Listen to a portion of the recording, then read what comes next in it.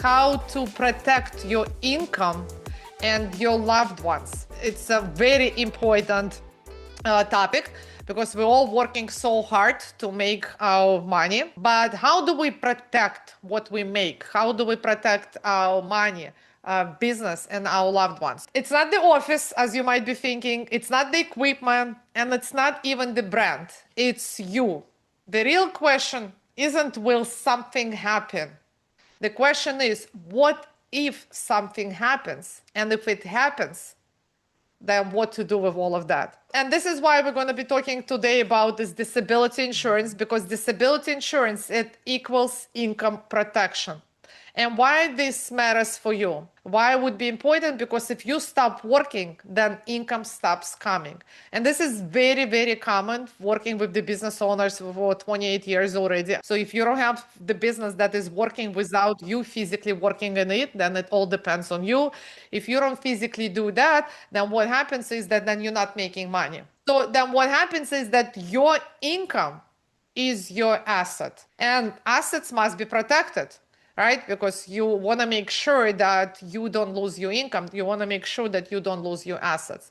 So here's a real life example. So in this situation, an example of a doctor. He's 42 years old. He has his own practice and he makes $25,000 every month in income. And now he had an accident. Now he had to have a back surgery. And then for him to recover, to come back, to fully be able to work, because he needs to be standing and he needs to be doing the surgery, it's going to take 9 months.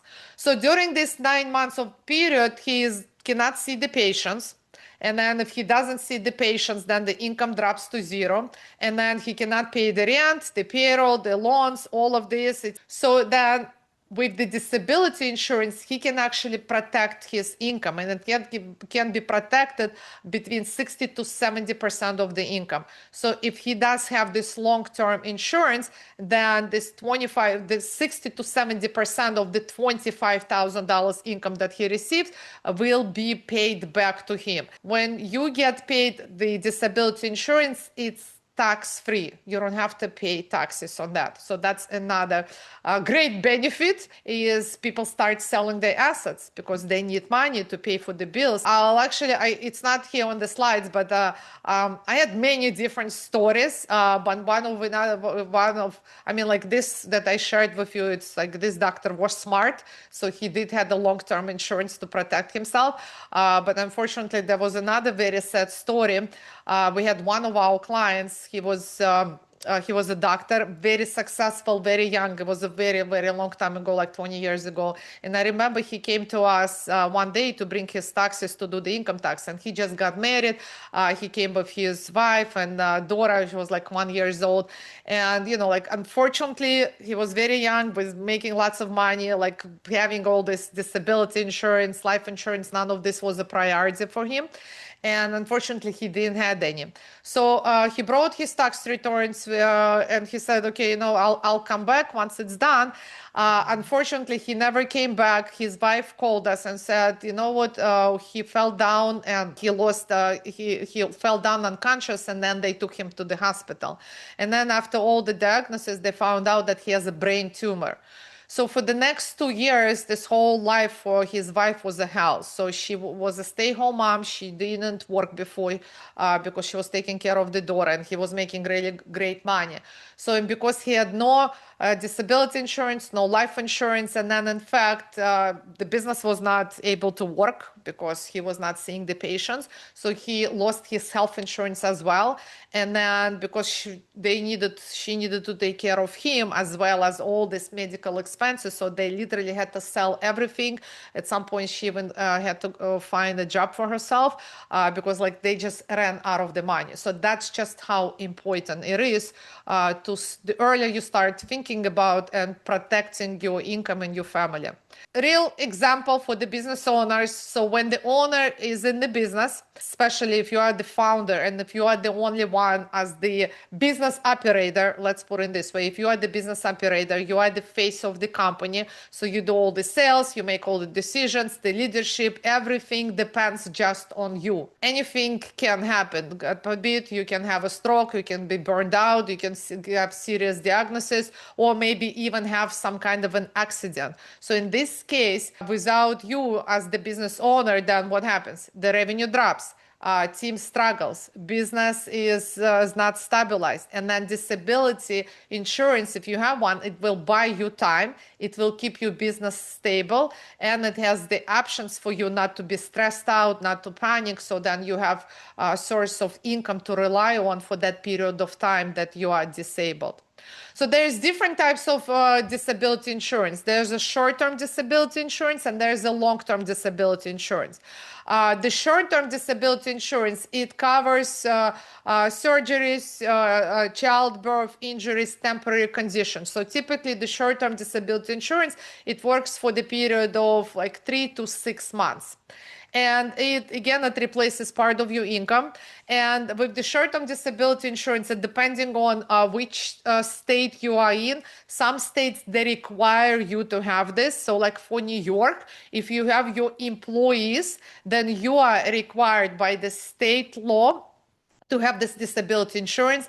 It's pretty easy to purchase. It does not affect on your health or your age. It's like a flat fee that you pay to the insurance company to have that insurance, and it covers a small portion of the income. If you want the larger portion, so depending on how much you want to be covered for, obviously the monthly payment will depend on that. In state of New York, for the business owners, typically 1 to 2 owners, you can choose not to have the insurance. But then again, in this case, I would suggest to have it. Like I always had it for myself, and I have this. Listen, I was pregnant twice. I had my 2 children. I also had surgery when I had my accident, and when I was not able to actually work, that was something that I was able to replace my income with. My husband he plays sports. He has many different surgeries. So you definitely wanna have this short-term disability insurance. It might not cost you a lot, but at the same time, if you need to replace your income, this is something that you can rely on. The long-term disability insurance, that's a completely separate thing. It's not mandatory. It's not that you have to have, but you have option to purchase this separately. And especially if you are a doctor, if you are the one physically, I mean, there is different, depending on what you do, and we'll talk about this separately. So especially if you are a doctor, and then you cannot, let's say if you're a surgeon, in the case that I shared, you cannot operate, you cannot see patients, you cannot work at the same capacity. It will replace your income. It will replace up to sometimes age of 65. And there is a special exclusion for the high-skilled professionals. And this is another cool thing that I would like to share with you. So let's say if you are like a surgeon doctor. Let's go back to that surgeon doctor, right? So let's say you're surgeon doctor. So obviously, in order for you to work and operate, like it all depends on your hands. Got into the accident and now you broke your hand, and then you had the surgery, and then your fingers were affected. So now after that, you cannot operate anymore. So you can still do different levels of activity. Let's say you can do lectures, you can host seminars, you can teach, you can still make money in a different capacity, but you cannot operate. So when you have this long-term insurance, that will cover you, and it will still pay your portion of your income up until you age 65. So you will get these payments tax-free. And then at the same time, you can still work by teaching and hosting the seminars. So that's another great benefit. So again, I just gave you an example of the doctor. So for any other profession, it depends on which profession, there's exclusions, but it will apply as well. So that's another cool feature, because obviously being a surgeon, you will get paid more versus now being a teacher. So that's why if you have that exclusion in this type of insurance, that allows you to be compensated. So that's just some cool benefits on it. So basically, if you look at it, look at this long-term and short-term disability, it's a bridge. It's not a luxury. And it allows you to protect your income in case of anything happens. And as you noticed already, and probably maybe you're thinking, okay, is it like only business related? It's not. The injury, it can be any type of injury. It doesn't have to be like a business related injury. It can be anything. It can be car accident or like a sport injury, anything. So anything, if something happens to you and you cannot physically work in and doing what you used to be doing, so that would be covered. So that's why, you know, it's very important to keep this in mind to protect the income.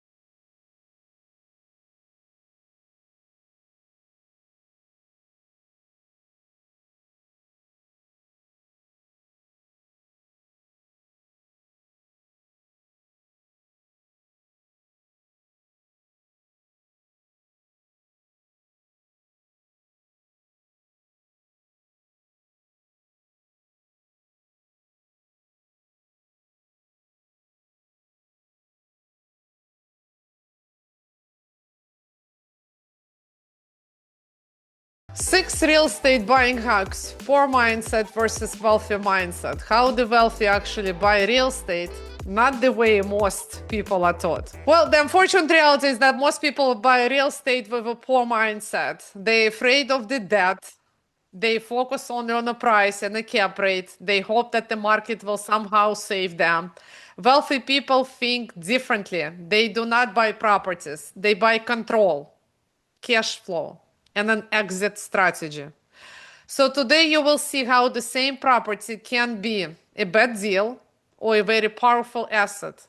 Why a good deal on a paper often becomes a problem in a real life, and how wealthy investors think before they buy, not after. Hack number one, buy real estate for control.